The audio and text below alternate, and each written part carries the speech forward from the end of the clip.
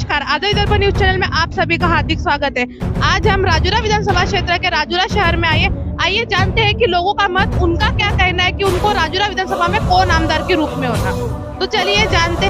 ताई, असं तुम्हाला कोण वाटते की राजूरा विधानसभा क्षेत्राचे यावेळी आमदार व्हावं? यावेळी असं बघितलं गेलं तर जनतेचं असं फिरून बघितलं तर चटप साहेबच असं वाटतं, कारण की सगळ्यांच्या तोंडातून हेच ऐकलंय की चटप साहेब। कारण काँग्रेसचं कसं माहित आहे का, हे आता हे बीजेपी मध्ये भरल्या सगळं चोर। काकू, तुम्हाला आमदार की हवा म्हणून कोण पाहिजे? तुम्हाला आमदार वाले मला आमदार की म्हणून कोण हवा?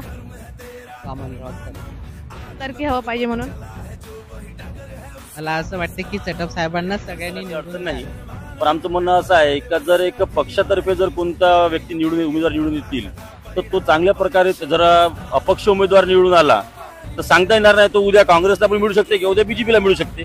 तुम्हाला आमदार की म्हणून कोण हवा? आम्हाला वामनरावजी चटप पाहिजे। म्हणून कोण हवं तुम्हाला? आमदार की म्हणून चटप साहेब पाहिजे। तुम्ही बघितलं तर कसं आतापर्यंत आमच्यापर्यंत चटप साहेब आले तरी बाकी तर कोणीच नाही आलं नाही, पण चटप साहेब असं आहे का दर गावात भेटी देत आहे, फिरत आहे, तर आम्हाला दिसून राहिलं जनतेला कसं वाटते का नाही यावेळेस चटप साहेब साठी आमदार म्हणून कोण हवं? वामनरावजी चटप। चटप साहेबच का बरं? तो शेतकऱ्याचं काम करू वामनराव चटपच का? दुसरे कोणते उमेदवार का नाही? शेतकऱ्यासाठी लढणार ते एकूण एक नेते आहे, विदर्भाचे नेते आहे ते। शेतकऱ्यासाठी बोलणारे विधानसभेमध्ये एकूण कोणीच उरलेले नाही आहे ह्या टाइम मध्ये। क्षेत्रामध्ये आमदार की म्हणून कोण हवं अशी तुम्हाला वाटते? ॲडव्होकेट वामनराव। तुम्हाला चटप साहेबच का बरं? दुसरे कोणते आमदार का बरं? कारण त्यांना विकासाचं महामेरू आहे, आम्ही 15 वर्ष पाहिलेलं आहे, त्याच्याशिवाय दुसरं क्षेत्रातून 3 वेळेवरती निवडून आले होते। 3 वेळा त्यांचा कामाचा पुरा अंदाज जनतेला माहित आहे आणि पुऱ्या शेतकऱ्याच्या कापसावर सोयाबीन त्या सरकारपासून परेशानी जास्त आहे, महागाई वाढून आहे, कोणते जर सरकारी कामकार्यामध्ये जर गेलं तर तिथं अडचण येऊन राहिलेली आहे। निश्चितपणे सांगता येत नाही, पण मला वाटते काँग्रेसचं सोडते जे वातावरण किंवा आपल्या अंदाजाने जे दिसते ते सांगायचं दोटे साहेबाचं। तुम्हाला कोण वाटते आमदार की? वामनराव चटप। स्वतंत्र भारत पक्षाचे व शेतकरी संघटनेचे नेते श्री वामनरावजी चटप हे आम्हाला राजूरा विधानसभा क्षेत्रासाठी अत्यंत विकास पुरुष म्हणून नाही का हवे आहेत वामनराव चटप। तुम्हाला आमदार की म्हणून कोण हवं? आम्हाला आमदार वामनराव चटप साहेब पाहिजे। वामनराव चटप साहेब। चटप साहेबच का बरं? कारण की त्यांचे नेतृत्व चांगले आहे। साहेबच कोण, बाकी दुसरे उमेदवार का बरं नाही? त्यांची ओळखच ती आहे की विकास पुरुष म्हणून कार्य आणि उत्सुकता म्हाताऱ्यांविषयी आणि छोटं बाळ असेल त्याच्याविषयी सुद्धा आपुलकी सगळ्यांविषयी, त्याच्यामुळे आणि त्यांचं काम एवढ्या दिवसांचं, त्याच्यामुळे असं वाटतं की चटप साहेब फिक्स, त्यांचं बटन पण फिक्स, तर चटप साहेब पण फिक्स। फुलं बांधले आहेत ते तसेच आहे फुलं, अजून त्याच्यावर कोणीही काही नाही केलं, जुने जेवढं काम आहे तेवढंच आहे, त्याच्यावरती कोणी काम केलं नाही। आता जर विकास पाहिजे असेल राजुऱ्यात तहसीलचा तर चटप साहेबांनाच निवडून द्यावं असं मला वाटते जनतेने। खूप छान तरक्की आहे, त्यांनीच पाहिजे आम्हाला। आणि त्यांचं बोधचिन्ह आहे मशीन आणि 6 नंबरची बटन आहे, सर्वांनी वोटिंग करावं असं मला वाटते की चटप साहेबांना यावेळेस शेवटचं आहे त्यांचं, तर त्यांनी सगळ्यांनी निवडून द्यावं। आखरी वर्ष आहे, परंतु अनेक लोक त्यांच्यावर आरोप लावताय की त्या आता काय करणार आखरी वर्ष असल्यामुळे, तर याबद्दल तुम्ही काय म्हणता? हा राजुरा विधानसभेचे नाही का म्हणजे आमदार आहे ना, सुभाष ढोटे होते, पण 5 वर्षामध्ये त्यानं काहीच विकास केलेला नाही आहे। विद्यमान आमदारांचा विकास सांगायचा झाला तर बघा हे बस स्टँड कसं आहे, 5 वर्षामध्ये त्यांनी काय केलं, त्या एका उदाहरणावरून तुम्ही अशा सगळ्या गोष्टी लक्षात आणू शकता आणि घेऊ शकता।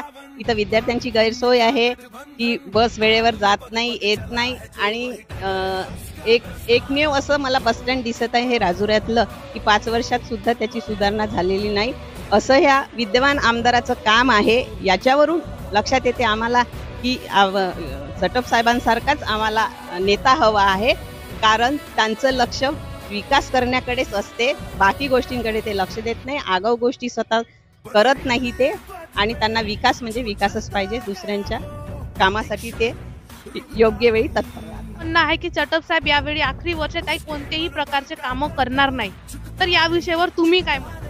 ज्यांनी हा आरोप केलेला आहे हा निदान खोटा आहे.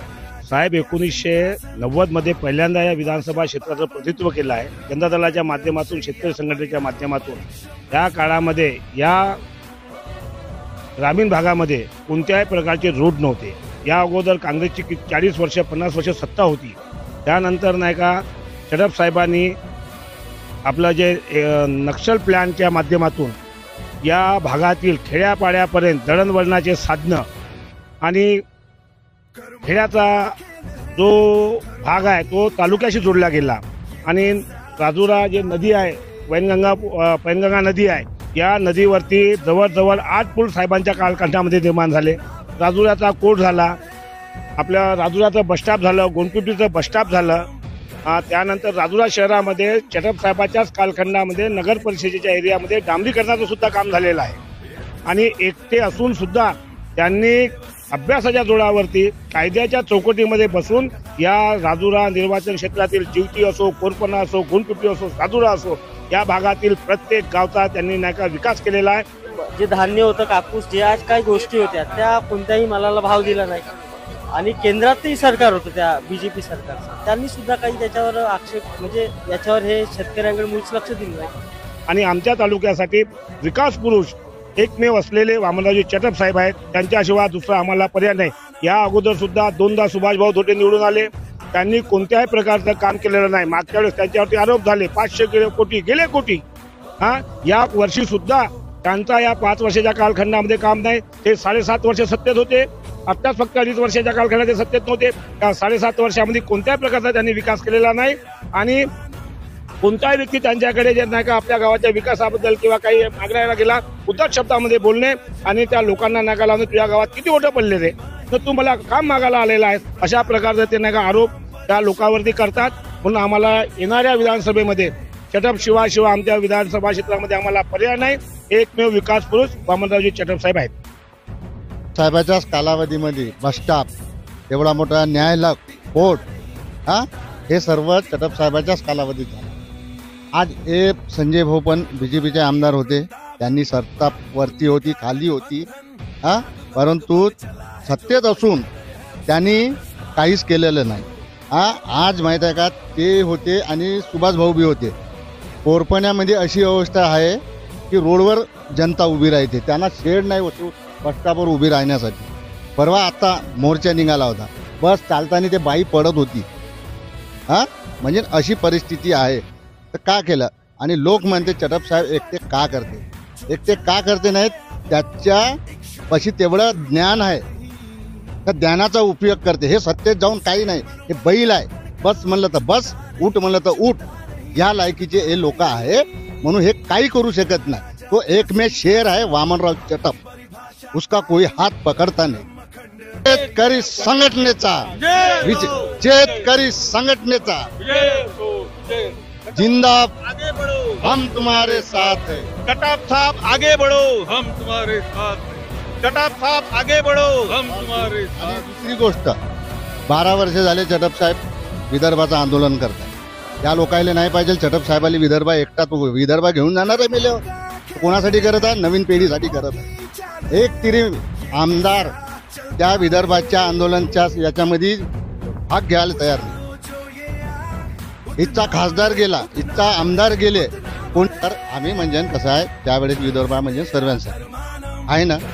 आणि विदर्भ झाला तर कसं आहे, म्हणजे रोजगार मिळू शकते, शिक्षण आता हे करून आपले इकडले विदर्भातले लोक बाहेर जाऊन नोकरीसाठी जाते. गुजरातले जाते, मुंबईला जाते, कुठं दिल्लीला जाते, कोणी बंगालला जाते. तर म्हणून आमचं म्हणणं आहे की बा विदर्भासाठी जर सर्व पक्षाने पाठिंबा दिला तर विदर्भ वेगळा झाला तर आपलं राज्य, छोटं राज्य, चांगला विकास होतो, असं आमचं म्हणणं. आमदार नाही का म्हणून चटप साहेब पाहिजे. विदर्भाचा नाही का विकास होते आणि विदर्भ बिलकुल येणारच. चटप साहेब बिलकुल नाही का 100% नाही का विदर्भ घेऊन येणार, असं आमचं म्हणणं आहे. म्हणजे नंबर 1चं विदर्भ राज्य बनते, विदर्भ वेगळा झाला तर